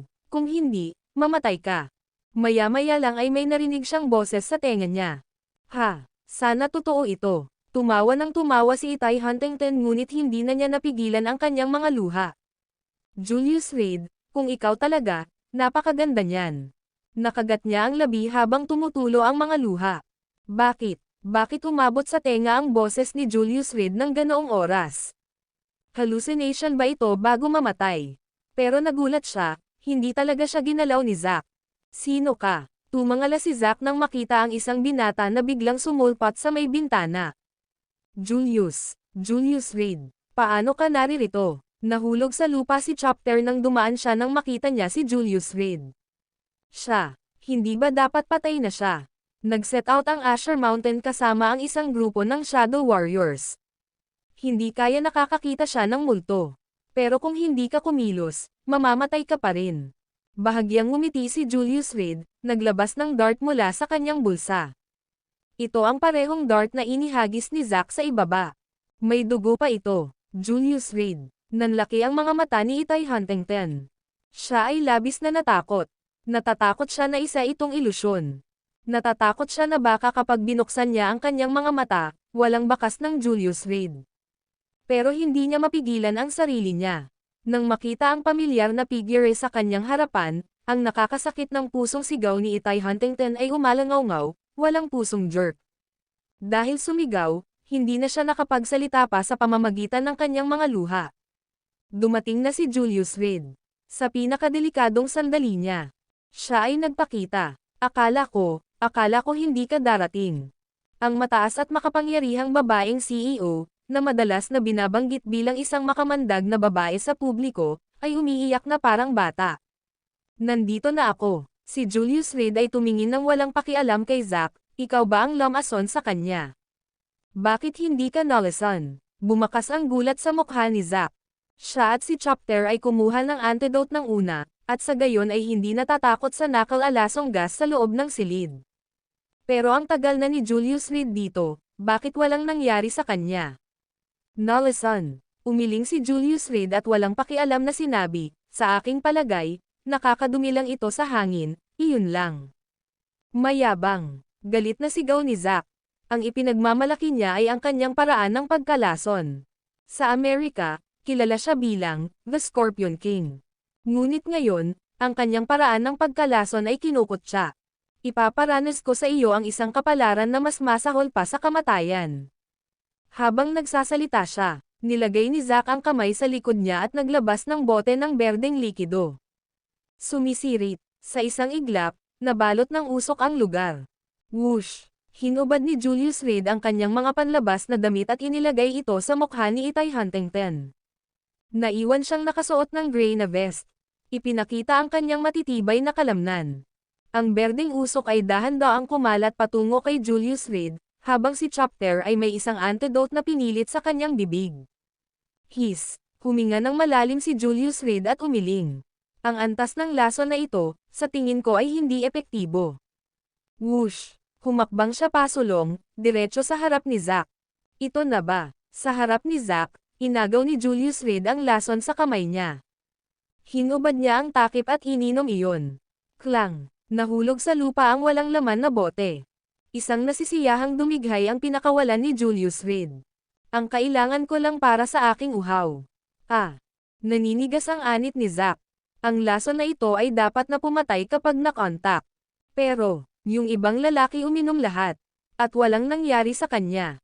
Anong klaseng halimaw ito? Galit si Zack. Swoosh! Ngunit sa susunod na sandali, naghagis ng suntok si Julius Reed. Dumiretso ito sa puso ni Zack. Nag-iiwan ng mababaw na dent sa dingding ng vilya. Pew! Habang tumutulo ang dugo mula sa bibig ni Zack at nanginginig ang kanyang katawan. Namatay siya. Hanggang kamatayan. Hindi niya naisip. Bakit walang epekto ang lason niya? Gayunpaman, kung alam niya na kahit ang Valley Master of Valley of the Medicine God ay namatay sa mga kamay ng binatang ito na nauna sa kanya. Siya ay malamang namatay sa takot doon. Maraming uri ng lason dito, pumili ng isa. Sabi ni Julius Reed sabay kuha ng isang bungkos ng lason sa bulsa ni Zack at inilapag sa harap ni Chopper. Ngunit ang ilan ay maaaring magpakamatay sa iyo sa walang katapusang paghihirap. Nasa bingit ng pagbagsak si Chopper. Pakiusap, bigyan mo ako ng paraan para mabuhay. Lumuhad siya sa lupa, galit na yumuko. Simulan mong pag-usapan ang tungkol sa iyong mga relasyon kay J. King. Kung sa tingin ko ito ay kawili-wili, marahil ay bibigyan kita ng paraan upang mabuhay. Umupo si Julius Reed sa kama at marahang hinubad ang mga damit sa mukha ni Itay Huntington. Nangdama po ang kanyang mga mata sa mapang-akit na katawan ni Itay Huntington. Sandaling huminto ang tingin ni Julius Reed. Mukhang mas sensual kaysa sa asawa ko. Marahan siyang napatawa sa sarili. Puff! Napahalakhak si Itay Huntington sa pamamagitan ng kanyang mga luha. Natural na napansin niya ang ganoong pagbabago. Ako. Nag-alinlangan si Chopper, para ipagkanulo ang Thunder Peak Hall. Nangangahulugan ito ng kamatayan na walang libingan. Ngunit kung hindi siya nagtaksil, mamamatay siya ngayon din. At mamamatay siya sa walang katapusang sakit. Kasinungalingan. Madaya kaya niya si Julius Reed. Limitado ang oras ko. Tumayo si Julius Reed, tinakat si Chopper na sumigaw ng mabilis, magsasalita ako. Ang pagligtas sa sarili niyang buhay ang pinakamahalaga. Inilabas niya lahat ng nalalaman niya. Nang walang reserbasyon. Sa harap ni Julius Reed, wala siyang lakas ng loob na subukan ang tubig. Lola Zaihua, Thunder Peak Hall. Pabalik-balik sa loob ng kwarto si Julius Reed. Pagkaraan ng mga 5 minuto, tumayo siya sa harap ni Chopper, maging aking panloob na tao, at hindi kita papatayin. Ngunit maaari mo ring subukan at makita kung ano ang mangyayari kapag pinagtaksilan mo ako. Pero, huminga ng malalim si Chopper, ngunit kung mabaigo akong makuhang muli si Itay Huntington, at ngayong patay na si Zack, si J. King. J. King, malamig na ngumuso si Julius Reed, ano ang magagawa ng bangkay sa iyo? Isang bangkay. Nagbulang-bulungan ang isip ni Chopper, at bumagsak siya sa lupa. Granny Zaihua, ikaw ay talagang walang sawang sakam. Si Julius Reed ay nakatayo sa bintana ng villa, nakatingin sa malayo sa mga ilaw, nakangiti ng mahina. Ang video na ito ay edited by Urban Storytelling. Kabanata 679 ang ama at anak na babae ay may sariling pag-iisip sa lungguhit isa. Hindi na rin maalala ni Chopper kung paano siya nakaalis sa grand entrance ng Complex Villa. Ang pakiramdam ng isang makitid na pagtakas mula sa kamatayan ay naging dahilan upang mas pinahahalagahan niya ang buhay. At ang mga salitang sinabi ni Julius Reed bago siya umalis. Nabigla talaga siya, sa oras na bumalik siya sa Northern Restaurant at nakita ang walang ulo na katawan ni J. King. Bumagsak na naman siya sa lupa. Tuldok, makalipas ang 10 minuto. Nanginginig na inilabas ni Chopper ang kanyang cellphone at tinawagan ang kanyang ama, sa malayong lugar sa Amerika. Hindi pa siya kwalipikadong makipag-ugnayan sa kanyang lola. Matapos ipaliwanag ang sitwasyon, nagmamadaling ibinaba ng pamilya Roosevelt ang telepono. Malaking bagay ang pagkamatay ng isang santo. Siguradong galit na galit ang Thunder Peak Hall. Phew! Tumayo si Chopper at kumuha ng kutsilyo. Namumula ang mata niya, lumapit siya sa bangkay ni J. King. Saksak! Ibinaba niya ang kutsilyo. Bakit? Bakit ako susuko sa iyo sa lahat ng bagay? Pagsilbihan ka na parang aso. Saksak! Kahit ang mga babae, kailangan kong hayaan muna kayong mag-enjoy sa kanila. Miyembro ako ng pamilya Roosevelt. Saksak! So what if you were an overlord? Hindi ka pa ba patay na parang kuko sa pinto ngayon? Haha! Wala kahit isang buong bangkay na naiwan. Matapos ang hindi mabilang na mga saksak, napasando si Chopper sa dingding, bakas sa mukha niya ang kasiyahan. Isang hindi maipaliwanag na kasiyahan. Kuwit, Vito, natutuwa akong nakabalik ka ng ligtas ngayon. Bilang iyong ama, masaya ako para sa iyo, sabi ni Fabian Percival. Sa Five Lakes Clubhouse, hindi alam ni Fabian Percival na patay na si J. King. Sa katunayan, hindi siya qualified na malaman. Sa oras na iyon, ang Five Lakes Clubhouse ay muling napuno ng mga tao. Ang dahilan ay walang iba. Bumalik na si Elwood Thornycroft. Ito ay isang piraso ng nakababahalang balita. Hanggat nabubuhay si Thornycroft, si Ivan Reed ay patuloy na magigipit sa kanila.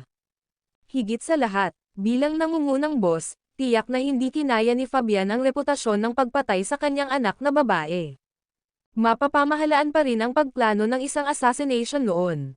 Ngunit ngayon, bukas na bumalik si Thornycroft at bumalik sa panig ni Fabian.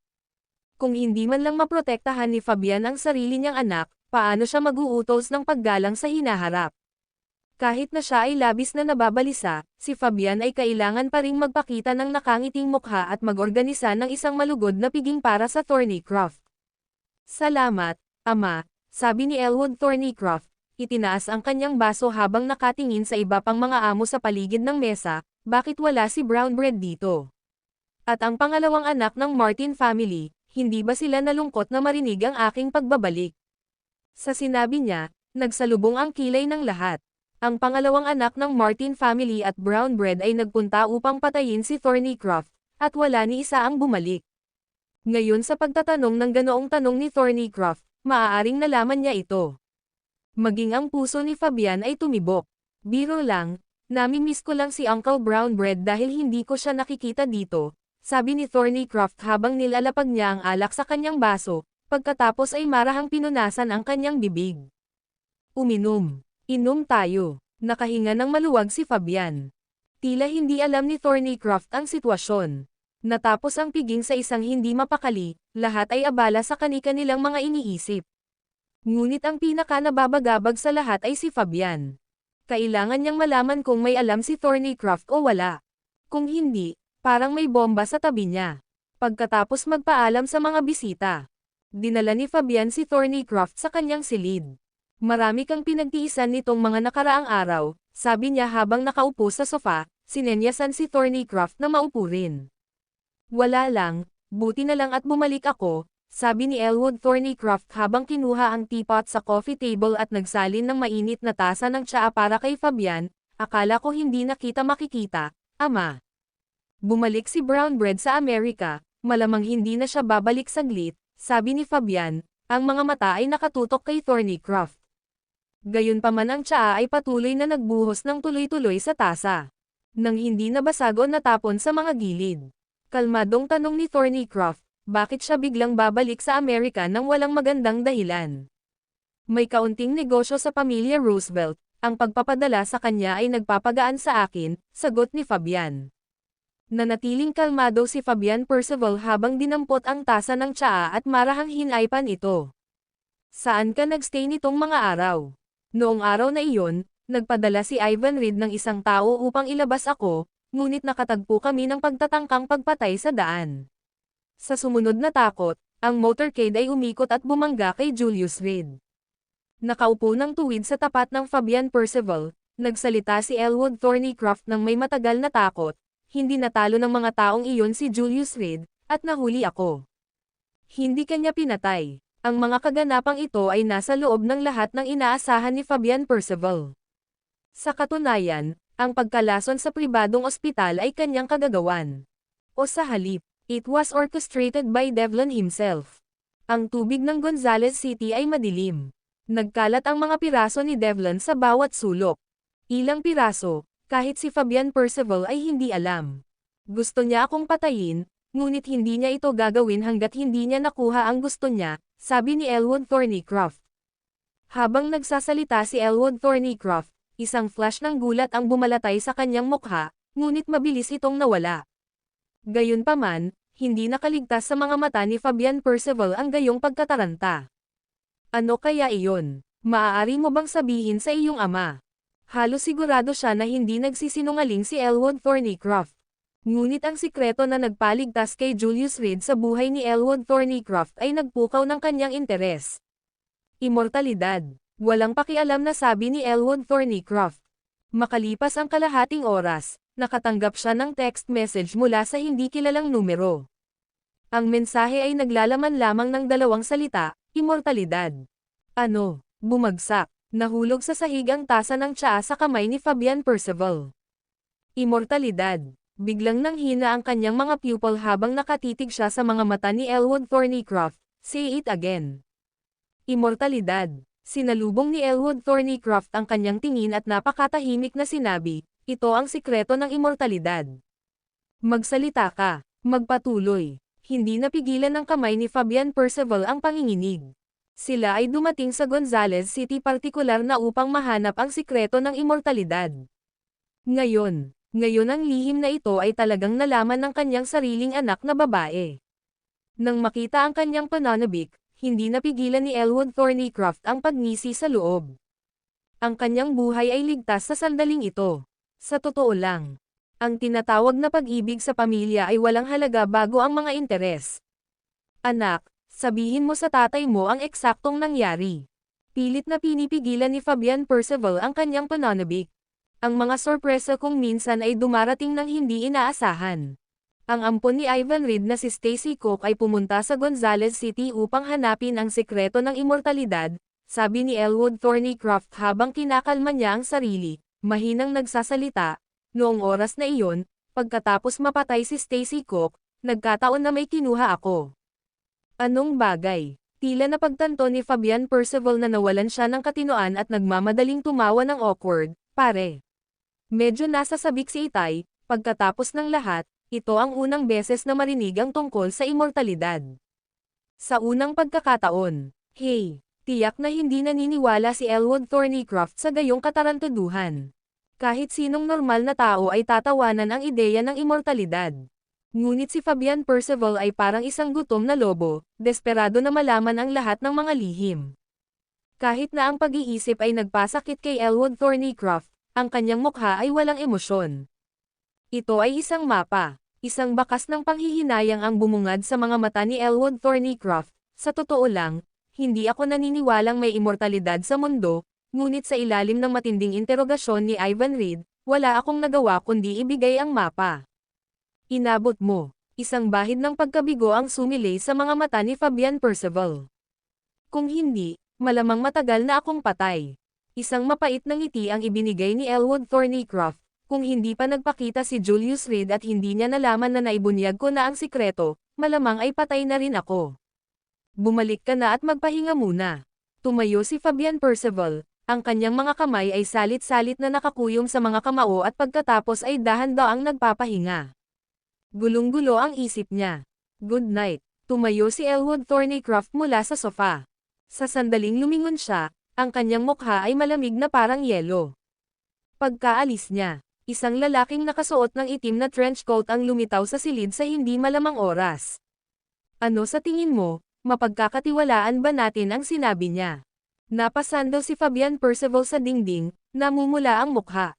Ang video na ito ay edited by Urban Storytelling. Kabanata 700 The Praying Mantis Stalks the Cicada, Unknown of the Oriole Behind sa Lungguhit Isa. Maniwala ka o hindi maniwala, iyon ang iyong negosyo. Naglakad si Devlin papunta sa lugar kung saan nakaupo lang si Elwood Thornycroft at kumuha ng bagong tasa ng tsaa. Nilagyan niya ito ng tsaa. Sa Gonzales City, nakikipagtulungan lang ako sa iyo upang makumplito ang gawaing itinalaga ng ating biyenan. Marahan niyang hinaypan ang tsaa sa tasa, bahagyang kumunot ang kanyang mga kilay. Tuldok, may lason ba ito? Tama, marahan na antong hininga si Fabian Percival, matanda, napakagaling mo. Ang mga tigre ay hindi kumakain ng kanilang mga anak. Ang pagsisikap na patayin ang iyong sariling anak na babae ng 2 beses ay medyo labis, sabi ni Devlin habang marahang inilagay ang tasa ng tsaa pabalik sa mesa. Ang biglaang pagbabalik ni Elwood Thornycroft ay nangangahulugan na kailangan kong maging maingat. Nagdilim ang mukha ni Fabian Percival, at ang kanyang mga daliri ay patuloy na gumagalaw ng hindi mapakali. At saka, adopted daughter lang siya. Matanda, tumayo si Devlin at naglakad sa likuran niya, talagang ang iyong kalupitan ang nakita at pinili ka ng biyenan namin mula sa hindi mabilang na iba. So maswerte ba ako? Ipinikit ni Fabian Percival ang kanyang mga mata, huminga ng malalim, o talagang nakakalungkot. Maaari niyang dominado ang Gonzales City. Kahit na ang mga mayayamang mangangalakal mula sa Five River Province ay kailangan na siyang tumangala. Noon, puno siya ng ambisyon. Sa loob lamang ng ilang taon, nagsimula siya mula sa Gonzales City. Pagkatapos niyang maabot ang Five River Province, gusto niyang sumulong sa kabisera. Ngunit noon lang, si Fabian Percival ay inabandona ng kanyang mga kaalyado. Pinipilit siyang tumakas sa Amerikas. Sa Amerikas, siya ay nabuli ng masama. Hanggang sa lumitaw ang Thunder Peak Hall. Ang lahat ng ito ay kalkulado mula sa simula. Sa mundo ng Jiangho, hindi makokontrol ng isa ang sarili niyang kapalaran. Tinapik ni Devlin ang kanyang balikat, sana sa susunod na makita kita, hindi na ito ang magiging memorial tablet mo. Pagkasabi niya nun ay lumabas na siya ng kwarto. Pagtingin sa mga parol at may kulay na ilaw na nakasabit sa loob ng Five Lakes Clubhouse, napabuntong hininga si Devlin. Malamig ang hangin, may hamog na nagyelo. Darating na ang bagong taon. Umiling siya at nilagay ang mga kamay sa bulsa. Nagmamadaling umalis. Samantala, sa isang restroom ng Five Lakes Clubhouse. Napasando si Elwood Thornycroft sa dingding, nagluwa ng isang subo ng tsaa. Matapos gawin ang lahat ng ito, kumuha siya ng pilak na karayom mula sa isang naka-brocade na kahon sa kanyang bulsa. Dahan-dahan niyang isinawsaw ito sa tsaa sa basurahan. Sa totoo lang, nalasan ang tsaa. Fabian Percival, hindi mo talaga ako binaygo. Nakangiti siyang bumalik sa kama, hinayla ang saplot sa sarili. Oras na para matulog. Kuwit. Nakuha ba ni Fabian Percival ang gusto ko? Kinaumagahan. Nang marinig ang balita, agad na tumayo si Ivan Reid mula sa sofa. Sigurado ka bang tama ang impormasyon? Napakatumpak ng impormasyon, nagmula ito sa isang impormante na si Oren Beaumont na naiwan malapit kay Fabian Percival, mariing nagsalita si Marco Pendleton. Si Ivan Reid, nakasandal sa isang tungkod, ay walang tigil sa paglalakad sa paligid ng silid. Kailan ito nangyari? Kung malalaman ng iba ang sikreto, kapahamakan ang haharapin niya. Kagabi, pagkatapos ng hating gabi, lumapit sa kanya si Marco Pendleton, natanggap namin ang mensahe bandang 3:00 ng umaga. Sa pag-aakalang hindi ito apurahan, hindi namin ginulo ang iyong pahinga. Dapat nating linawin, kung ang source ay maaasahan o hindi. Si Ivan Reid, na hindi karaniwang nabalisa, ay nagpaikot ng kanyang Buddha beads ng mas mabilis at mas mabilis. Ang source ay maaasahan. Kinuha ni Marco Pendleton ang kanyang telepono at nag-scroll sa isang set ng mga larawan. Ito ang mga larawan ni Devlin nang umalis siya kagabi at sa Elwood Thornycroft. Bumalik si Elwood Thornycroft. Lalong naguluhan si Ivan Reid, kung pinatay ni Brown Bread ang sinumpaang anak ko, bakit ngayon lang bumabalik si Elwood Thornycroft? Baka sa oras na iyon. Siguro, ito ay para sa sikretong ito. Saglit na nag-isip si Marco Pendleton at nagsimulang, dumating na si Stacy Cook sa Gonzales City at may natamo na, at sa paghusga sa mga galaw ng pamilya Roosevelt, tila natuklasan din nila ang sikretong ito. Hindi pwede. Sinuntok ni Ivan Reid ang pader, hindi natin hahayaang maunahan tayo ng iba kahit anong mangyari. This is a matter of life and death for you and me. So, ano ang iminumungkahi mo? Bahagyang nagsalubong ang mga kilay ni Marco Pendleton. Ikuha mo ako ng isang tao na magpapanggap bilang si Fabian Percival, kahit anong mangyari, buksan mo ang bibig ni Elwood Thornycroft. Nagpapanik na si Ivan Reid.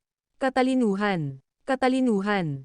Katalinuhan. Tatlong sunod-sunod na sigaw niya. Click. Lumingon siya, binasag ng tungkod niya ang salamin. Master Reid. Bang. Sa isang iglap ay tinulak ang pinto. Maraming mga bodyguard ang sumugod sa pag-aakalang may panganib sa loob ng silid. Wala lang, lumabas ka na. Iminuwestra ni Marco Pendleton ang kanyang kamay, at mataktikang umalis ang mga bodyguard. Marco Pendleton, maaaring ito ang bagay na si Ivan Reid, sa kanyang mahigit 60 taon, ay may hindi gaanong pagtitiwala. Tinakpan ni Ivan Reid ang kanyang dibdib gamit ang kanyang kamay, na tila masakit. Gamot. Mabilis na naglabas si Marco Pendleton ng isang maliit na vial mula sa kanyang bulsa, nagbuhos ng isang tableta, at iniabot ito kay Ivan Reid. Huwag mong pilitin ang mga bagay-bagay, Master Reid. Hindi ka dapat mawalan ng katinoan. Ang bagay na ito ay tungkol sa kapalaran ng aking buhay. Ininom ni Ivan Reid ang gamot at sabay-sabay itinapon sa bibig niya. Casual na kinukuha ang tsaa na iniabot ni Marco Pendleton sa kanya, napalunok niya ito sa isang lagok. Makalipas ang kalahating minuto, lumuwag ng husto ang mukha ni Ivan Reid. Oren Beaumont, mapagkakatiwalaan ba siya? Umupo siya sa sofa, mas composed ang kilos niya ngayon. Isa sa amin si Oren Beaumont, very reliable. Lumapit sa kanya si Marco Pendleton at naglabas ng isang pirasong papel, ito ang kanyang file. Pinatay muna namin ang orihinal na Oren Beaumont at pagkatapos ay pinalitan siya ng taong ito. Nagkunwari siyang pinagtaksilan si Fabian Percival, ngunit sa totoo lang, lumipat siya ng panig kay Aaron Jackson sa ilalim ng kaayusan ni Fabian Percival. Sa isang banda, Nangangalap siya ng impormasyon mula kay Aaron Jackson, at sa kabilang banda, naghihintay siya ng pagkakataon para tapusin si Aaron Jackson. At ngayon, si Oren Beaumont ang ating tao. Habang sinasabi niya ito, isang ngiti ang sumilay sa mga mata ni Marco Pendleton, ang mantis ay nanonood sa cicada, hindi alam ang Oriole sa likod. Iniisip ni Fabian Percival na kontrolado niya ang lahat, ngunit sa totoo lang, Master Reed, ikaw ang pinakamalaking panalo. Dapat kong sabihin, si Ivan Reed ay umubo ng ilang beses, sa wakas ay nagpakita ng isang nakaka-relax na ekspresyon sa kanyang mukha. Dapat kong sabihin, ang sining ng pagbabalat kayo ni Night Fairy ay hindi kapani-pani walang kakilakilabot. Bihira sa mundo, sumili din ang paghanga sa mga mata ni Marco Pendleton. Night Fairy, isang maalamat na figure. Lagi raw kasama si Night Fairy. Ngunit walang nakakaalam kung sino si Night Fairy. 1,000 magkakaibang mukha para sa 1,000 iba't ibang tao. Maging si Marco Pendleton ay minsang naghinala na si Ivan Reed ay maaaring Night Fairy. Ngunit kalaunan, sumuko na siya sa paghula.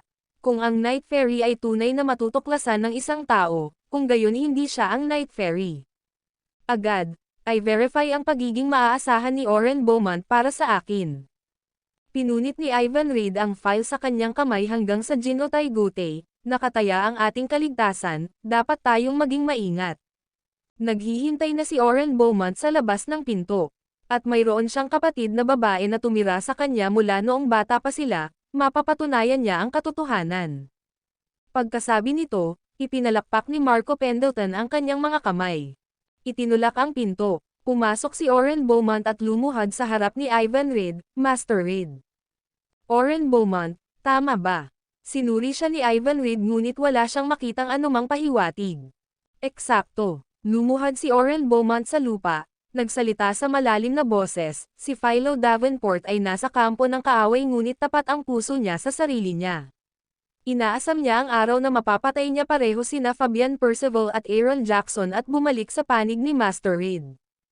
Ang iyong katapatan ay nagpapakilos sa akin, sabi ni Ivan Reed, tumango bilang kasiyahan, dahan-daang itinaas si Oren Beaumont, tumayo ka. Ngayon, tingnan kung kilala mo ang taong ito. Nang matapos siyang magsalita ay bumukas ang pinto. May pumasok na babae. Nang makita siya, agad na nanliit ang mga mata ni Oren Beaumont sa mga pinpricks.